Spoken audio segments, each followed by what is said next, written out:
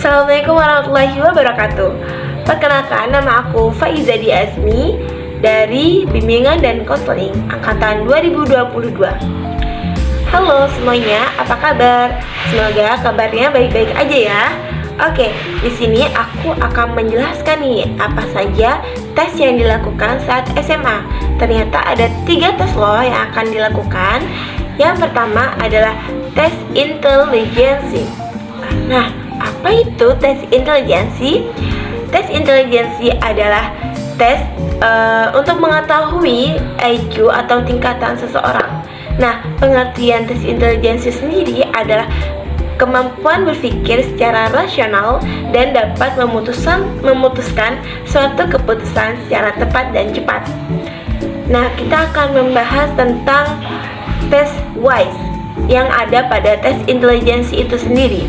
Nah, tes WISE adalah singkatan dari bahasa Latin atau bahasa Inggris yang singkatannya adalah Wechsler Adult Intelligence Test yang dilakukan pada usia 16 sampai 75 tahun. Nah, tadi kan aku sudah menyebutkan untuk mengetahui tingkatan nih. Tingkatannya ternyata ada 7 loh. Yang pertama adalah 6.69 ke bawah dapat dikatakan sebagai mental defective.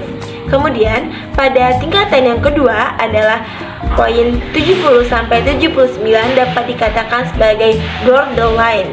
Kemudian pada tingkatan yang ketiga adalah poin 80 sampai 89 dapat dikatakan sebagai dual normal.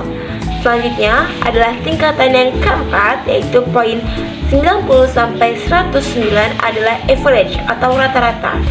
Poin kelima adalah 110 sampai 109 dapat dikatakan sebagai bright normal. Poin ke-6 yaitu 120 sampai 129 adalah superior. Selanjutnya, poin yang terakhir adalah 130 ke atas dapat dikatakan sebagai very superior. Nah, selanjutnya adalah ada tes yang kedua. Tes yang kedua itu sendiri adalah tes minat. Apa itu tes minat? Tes minat adalah kemampuan atau adanya usaha seorang individu dalam melakukan kegiatan. Kegiatan apa? Kegiatan yang ia minati. Seperti contohnya kegiatan seniman, industri, terus ada komputer, psikologi, dan masih banyak lagi. Selanjutnya yaitu ada tes yang ketiga. Tes yang ketiga itu apa ya? Nah, tes yang ketiga itu adalah tes bakat. Tes bakat adalah pembawaan atau kemampuan akademik maupun non-akademik. Terdapat tes penalaran abstrak, penalaran verbal, ada kemampuan angka, kecepatan, dan ketelitian, dan sebagainya. Hal ini sangat berguna bagi seorang individu untuk mengetahui bakat yang apa yang akan ia lakukan selanjutnya di masa depan. Nah, fungsinya adalah untuk mengetahui apa dan bagaimana kita mengarahkan seseorang untuk kehidupan selanjutnya atau tujuan yang akan ia lakukan. Tadi sudah kita sebutkan tes apa saja yang akan dilakukan. Nah, aku ada beberapa tips yang dilakukan untuk melakukan tes tersebut. Yang pertama adalah kita harus fit, badan itu harus sehat, karena itu akan berpengaruh pada tes yang akan kita lakukan.